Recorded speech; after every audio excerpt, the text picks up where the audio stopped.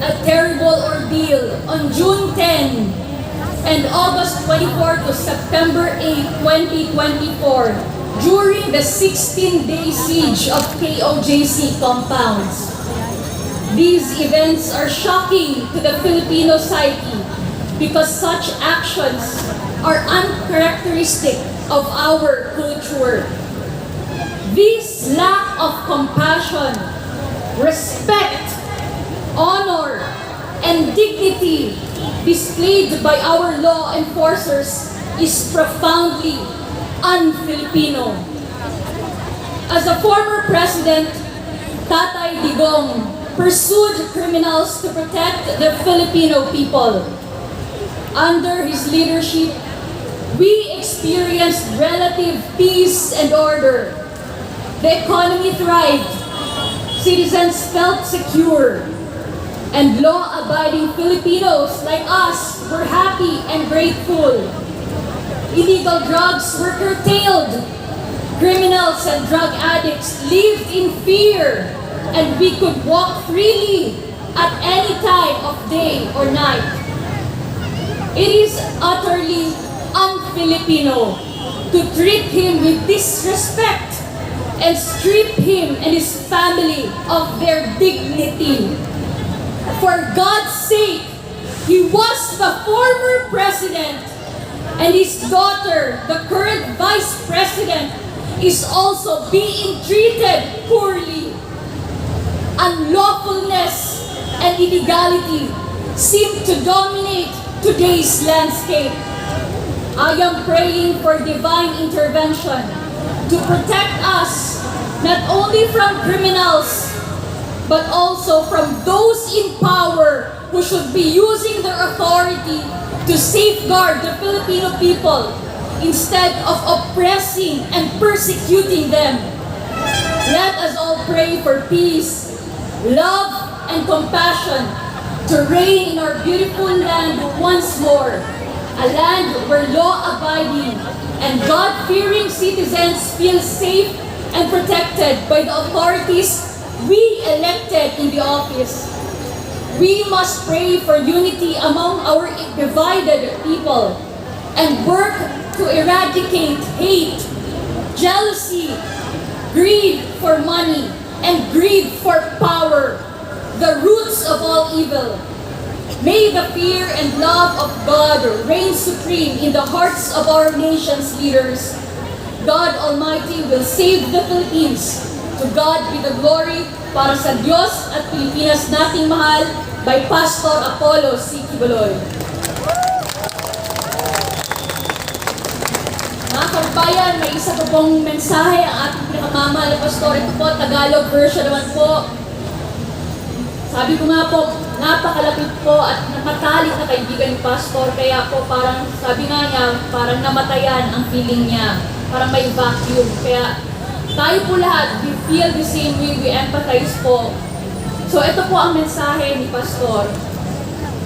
And it reads, magandang gabi po sa inyong lahat mga kababayan.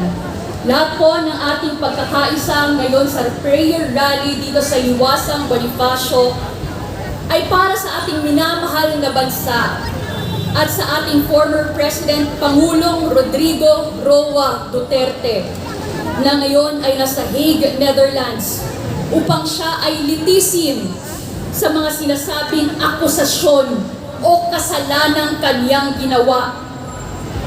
Para sa ating mga nagmamahal kay Pangulong Duterte, ang lahat po ng ginawa ng ating mahal na Pangulo ay para sa kapakanan ng bansang Pilipinas upang tayo ay mamuhay na matiwasay, masagana, mapayapa, at punong-puno ng katahimikan ang ating buhay na walang ikinatatakot na masama sapagkat siya ang umako ng responsibilidad ng ating bansa na tayo ay kanyang bigyang proteksyon sa lahat ng mga masasamang elemento, masasamang tao, masasamang bisyo tulad ng droga at masasamang epekto ng bisyong ito na nagdudulot ng krimen. tayo'y nagpapasalamat sa paglilingkod ng ating butihing mayor na naging presidente, na naging kaibigan po ni Pastor Quiboloy sa matagal ng panahon. Mga 28 taon na rin silang magkaibigan. Noong prosecutor siya, vice mayor, hanggang naging mayor, congressman, at naging presidente ng ating bansang Pilipinas na nagmula sa Davao City. Kilala po ni Pastor ang ating butihing former president and former mayor ng Davao City. Isang taong tunay na nagtatrabaho para sa gobyerno. Talagang tinotohanan niya. Hindi siya nakatikim ng magandang ayos ng buhay dahil siya ay matapat sa kanyang sinumpaang tungkulin na hindi siya magnanakaw sa anumang pera ng gobyerno na ipinagkatiwala sa kanya. Walang naidagdag na anumang poste sa kanyang bahay si Pangulong Duterte. At hindi siya kailanman nakasakay sa Mercedes-Benz. Hindi po nagmay-ari ng anumang marangyang sasakyan si Pangulong Duterte. O marangyang buhay sa Manila man nung siya ay presidente. O sa Davao City man nung siya ay mayor dito. Ganyan po dedikado at committed ang ating Pangulong Duterte at sa kanyang panunungkulan para sa ating bansa. Kaya tayong lahat ay napamahal sa kanya. Tama?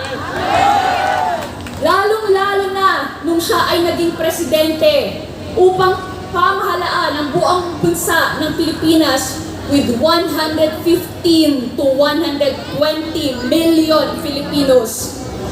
At itinaya niya ang kanyang karangalan, ang kanyang buhay upang ang mga krimen dulot ng drugs, mga drug addict, mga drug pushers na naglilipana upang sirain ang future ng ating kabataan ay kanyang sinawata. Kanya itong hinarap at pinuksa para sa ating katahimikan, para sa ating kapayapaan, sa ating kasaganaan, at sa ating proteksyon. Ngayon, mga puso natin ay nagdadalamhati sapagkat tinraidor po siya ng ating bayan, ng mga namumuno, at ng mga dapat pagkatiwalaan ng mamamayan. Alam po ninyo, ang ICC ay hindi natin binoto. May isa sa kanila ay walang botong tinanggap sa atin. Sila po ay mga puti, nasa Europa, at wala silang katuwiran na hatulan ang ating mahal na Pangulo.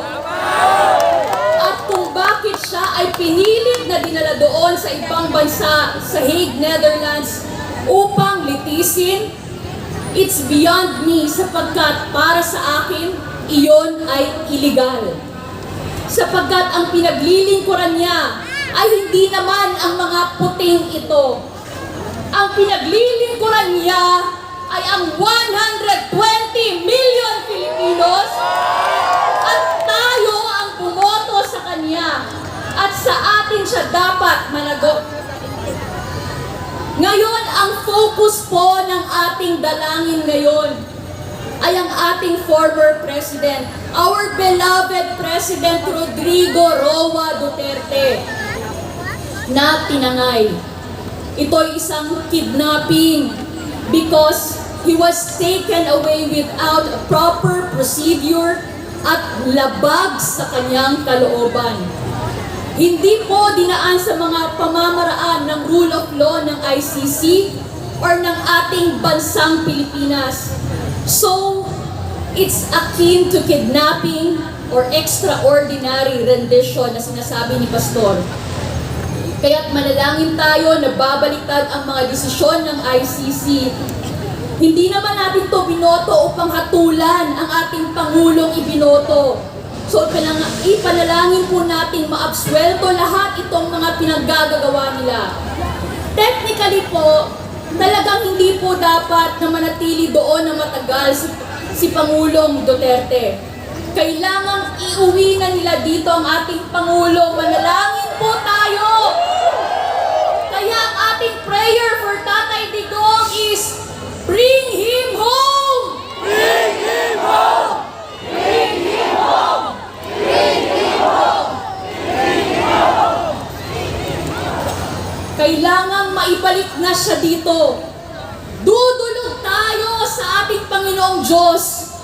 Gagawa siya ng paraan upang ang ating Tatay Digong ay maibalik dito sa kanyang bansang sinilangan.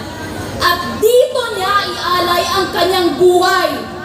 Inialay ni Pangulong Duterte ang kanyang buhay dito at dito niya ibibigay ang kanyang huling hininga kung siya ay makabalik na.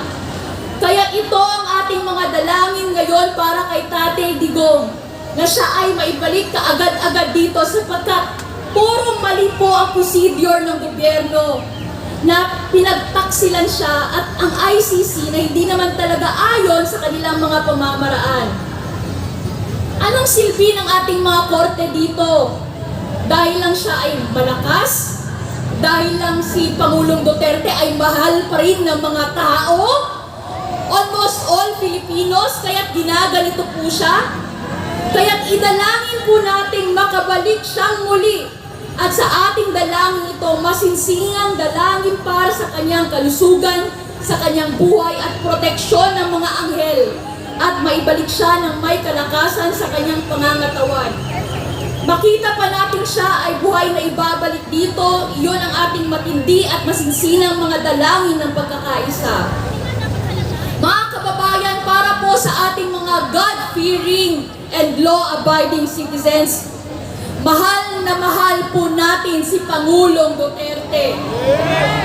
Sapagkat ginawa niya ang kanyang tungkulin.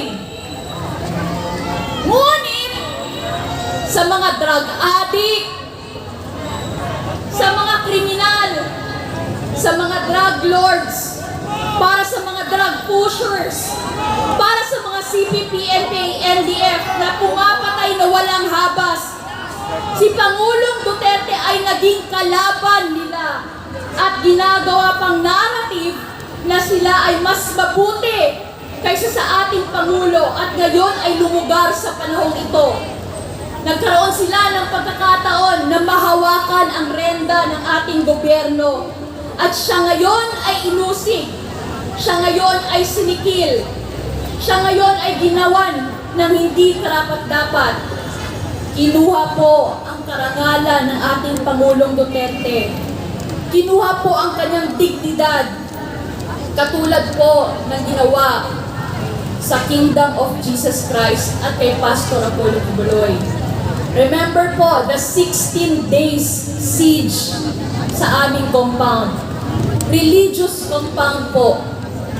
Ang karangalan po namin, ang aming pong dignidad ay ninakaw ng mga taong nasa kapangyarihan na akala mo'y mga barbaro at akala mo'y mga walang pinag-aralan at akala mo'y mga may kapangyarihan na dapat pumuprotekta sa atin. Ngunit sila mismo ang sumira sa tinatawag na rule of law kasi naging lawless at naging illegal ang kanilang ginagawa. Ang kanila pong palaging sinasabi, whether you like it or not, gagawin namin ito sa inyo. Ano po ito sa inyong tingin? Parang patay ang demokrasya ng ating bansa ngayon? Wala nang rule of law. Ang batas ay para lang sa atin, ngunit hindi para sa kanila. Ito po ang masaklap at ito ang masakit na nangyayari ngayon. Kaya sa ating prayer rally, idalangin natin ang ating mahal na bansang Pilipinas na naway pagharian tayong muli ng ating Panginoong Diyos. Alisin ang mundo ng kadiliman at kasamaan na ating tinatahak ngayon. Mga kababayan, manalangin tayo na ang pag-ibig, ang pagkakaisa, ang pagmamahalan, pagkakaintindihan ng bawat isa't isa sa ating mga Pilipino ay bumalik ng muli at bigyan tayo ng tagapamahalang katulad ni Pangulong Duterte na bigyan ng pusong may dangal, mayroong pag-ibig sa kanilang sinasakupang mga mamamayan.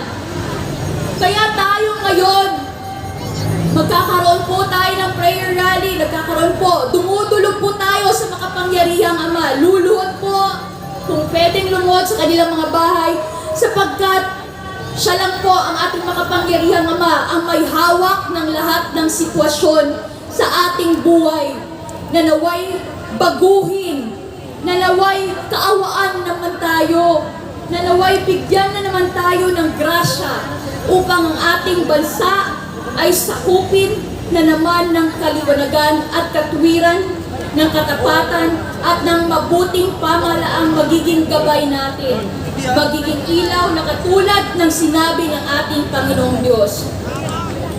Mga kababayan ko, huwag po tayong mawalan ng pag-asa. Kaya nandito po tayo sa prayer rally na ito. Tumayo po tayong lahat, mga kababayan. Kung pwede pong lumuhod, yung mga nasa kanilang tahanan, pwede po tayo lumuhod. Itaas po natin ang ating dalawang kamay. Linisin